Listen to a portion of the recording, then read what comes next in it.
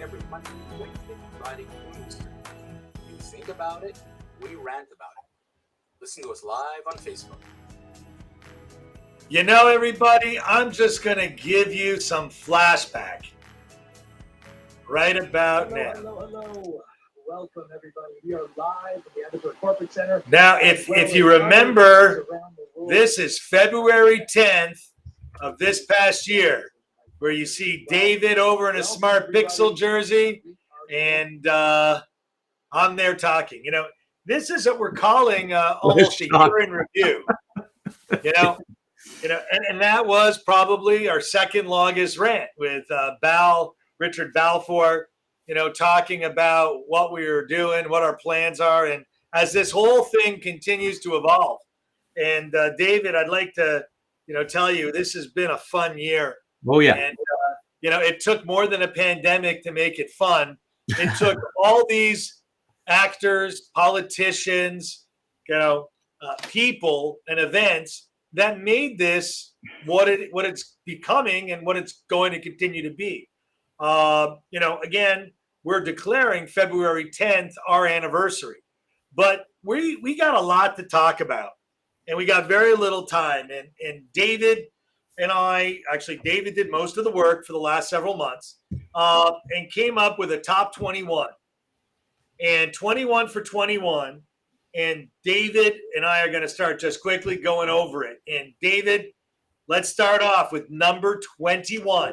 Well, you know what, guys? We're just going to go quickly through some of the stories that we ranted about this year. And the first one I want to talk about is how politics has gone extreme. And frankly, how the left has gone freaking mad. We've seen left.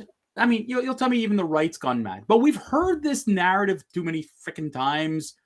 But no one really focused on how the left has lost their bloody shit.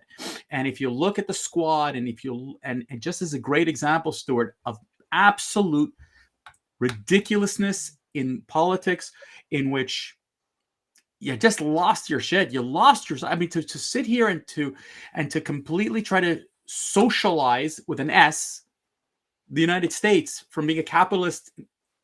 Stuart, I don't know. I think that the left has completely gone off their rocker. Again, not staying left or right, the extreme politics has definitely gotten in 2021 and 2020 more upset and more viral than ever before. And that's why it becomes our 21st number of what has made this year impactful to you and us in 2021. David, what is number 20? Well, Stuart, along the lines of the left going mad, what we've seen is a simple message that patriotism is bad. We've seen what happens to the national anthems. We've seen how America's being ripped, not our enemies. I mean, we talked about China in our last rant, and yet it's America who's bad. America's always bad. And again, it's coming a lot of it from the left, the Black Lives Matter, the Antifas, and whatever. But we've seen it in athletes. We've seen it in politicians. We've seen it in the entertainment field. Stuart, I am absolutely ill to say that, on one hand, when the ladies go play soccer and they win the World Cup, that's okay to cheer for USA. But when it comes up to them, all of a sudden to the flag, and all of a sudden it comes to the national anthem, no. Yeah, and the double standards of LeBron James, and many people like him, and Kaepernicks that take a knee out of, other issues. But we're going to get down to them later. But that would be the number 20 out of 21 for this year. Yeah, but David, you know what? I'll tell you, the next one is really tough for me to swallow, and how it completely got eviscerated. Do you want me to start talking about number 19? You talk about Afghanistan. You go ahead. Number 19 is Afghanistan 2021. Since when do these colors run? When Joe Biden and Kamala Harris are president and vice president of the United States. This country has never fled another country in its 200 plus 50-year-old history. And we, United States of America, have never left more Americans and more patriots behind in a foreign land. Our country has been a disgrace under the leadership of Joe Biden and Kamala Harris. And that's why Afghanistan is our number 19 on our hit list. But you know what, Stuart? I'll take it. You know what? I've never seen a bigger, like a story that was completely in the news, so hot to trot and disappear like that. You know, the Biden administration like to blame the Trump administration. Everything that goes wrong is Trump's fault, right? Okay. He put out a deadline to pull out. We had no choice. Biden on his first day in office changed how many different laws? How many things did he sign out? It was a bullshit excuse, and it's typical of the Biden administration and its lack of leadership. But the manner in which it alienated its ally is unbelievable. Leaving people there behind, Stuart, it was disgusting. And what it sent a message to all foreign countries, all foreign leaders, don't trust Mr. Biden. You cannot trust his administration. Number 18. Da, da, da, da, da, da. David, the Olympics. Not once in 2021 were an issue, now twice. From shutting the games, postponing games, athletes being, boycotting, athletes being disappeared, fanless stadiums, right? Toyota boycotting itself.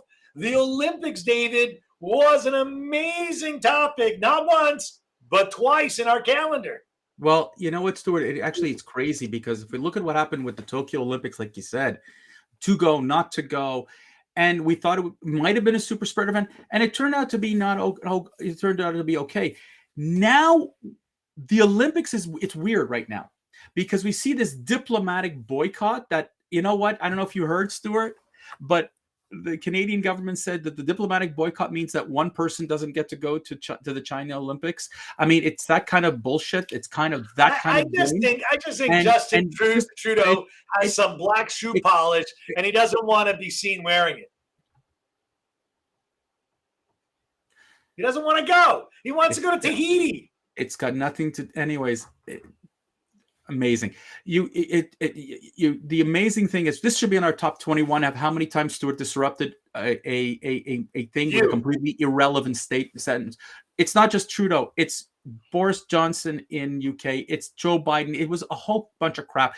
These Beijing Olympics. But can you use the same joke about Joe Biden?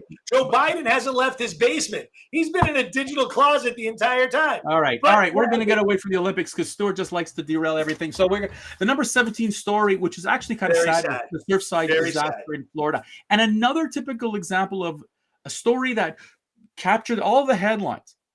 A building that was badly maintained. Blame was sent all over the place. Change was promised. We had this. We brought in an expert onto our show. It was one of the most watched and listened to broadcasts and podcasts we'd ever done. LaGuardia. And ever since Rick LaGuardia was on our show, it's as if it was time to move on from the Surfside story. It went nowhere. It did not the change really ever happened. The sad part, Stuart, is that if your condo builders in Florida had to make changes, but the condo management themselves, you hear nothing. Yep.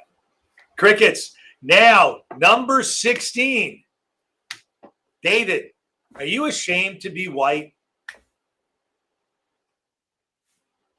You know what's crazy is that the world and we're in today in the US, Canada, and I heard it not long ago. You got to blame the white man. You got to blame white people. Everything is the white person's fault. Okay? And it's crazy because there was a commercial on Stuart. I don't know if you saw this commercial. A white woman is telling a black person what he should do about his insurance. And on social media, it came out saying, there it is again. The white man has to tell the black man what to do. And it's like, it's a freaking commercial. And this is what's become the norm in our society. David, I'm going to make you laugh. Obamacare. He's black. He told you what kind of insurance you have to have. The thing is, Obamacare. The amazing thing is that, when we look today at critical race theory, what it has done, it has confused university students. It has confused people. The problem with critical race theory is it's a theory. And what it's become is a practical way of which you can attack white people. That when it's convenient, you attack white people, that it's your fault. Everything is your fault. But what we've learned from black leaders, and you see it now with the new mayor of New York, is that it is not, you can't blame everything on the white man. It's not Caucasians who are screwing you. In 2021, the new mayor of New York is saying, stop blaming, fix. Stop blaming whites when blacks and other minorities are not taking care of themselves. And Stuart, where we need to go as a society is this new. Well, I'm going to be curious to see in 2022 how this new mayor handles New York. David, that takes us right into number 15. So Stuart, should I wear pink? Should I wear blue? Gender neutral. We talked about that, I think, 3 times, and I think it was one of the most difficult topics, David, for you to dive into, with me being the guy who speaks so much off the cuff and out of line. David, personal distinction. I think that was a great way to describe that. You know what? The crazy thing about, and we saw this with gender neutral clothing, which, you know what, if you want to go out and you want to call it, instead of calling it unisex, we call it gender neutral. Wrap it any way you want. But the California law that insisted that there has to be an aisle of gender neutral toys. And again, why take away the word unisex? Why, like to me, we've created additional confusion. Now, I want to thank a shout out to my friend Sas Perez, who I love this guy dearly, but he always tries to counter me on these things. And he goes, what's wrong with that? I said, it's nothing wrong with saying gender neutral unisex, but it's been politicized. It's been used as a way to, it's really created this unnecessary confusion with young people, that today a lot of young people are just wondering about themselves, which I get it. Question yourself, but it is. But all of a sudden now it's so in your face, Stuart, that it's causing more confusion. There are therapists that are trying to work with them to try to help figure out themselves. This is really a challenge. I don't think we've done this right. Okay. And you know what? We didn't even talk about transgender, but this is gender neutral. I'm sticking to gender neutral. Reality is personal distinction. I don't get it. Are we individuals anymore, or are we just, pardon me, vanilla? You know what, David? We're going on to number 14. No, 14 will be next week, on Monday. You're jumping ahead as usual. We're going to wait till Monday. But let's throw in another story that's not part of our top 21, folks. Okay? And that is climate control. One of the stories we talked about very briefly was climate control. Hey, Stuart, remember that story? Yep. Great ideas, guys. Let's put all these unrealistic goals. Not a single plan. Not a single plan. And by the way, we experienced it this weekend here in Montreal, where there was a massive power failure due to strong winds. And the question that came up in all of social media, what would happen if we actually had to charge our cars? What would we do? There's no plan. Once again, the brilliant politicians. Listen, David, I live in South Florida, and I can recall a 2-week power grid failure after the hurricanes in 2005. 14 days, no power. No Tesla, guys. Stuart. No Toyota Priuses, guys. Stuart, where's the charging grid? Stuart, how about California and an earthquake? We're getting a whole new rant out of this, David. You're getting it going. 1997, pardon me. We had a massive ice storm here. The city was we had no power for 2 weeks in the winter. We're talking the winter, not the summer, the winter. No power. That's what I'm saying. No plan, typical. And on that note, folks, these are 7 of our top 21 stories of top 2021. Monday, the second batch of our top 20 of 2021. If you haven't had the chance to go to our YouTube channel, please do. Go check us out there. All of our previous stories are there. Stuart, what are you showing everybody on the site? All the different categories, all the different things we talked about. You can go to YouTube. You can go to Facebook. On our Facebook page, you can check us out. We love you. We thank you for your support throughout all this year.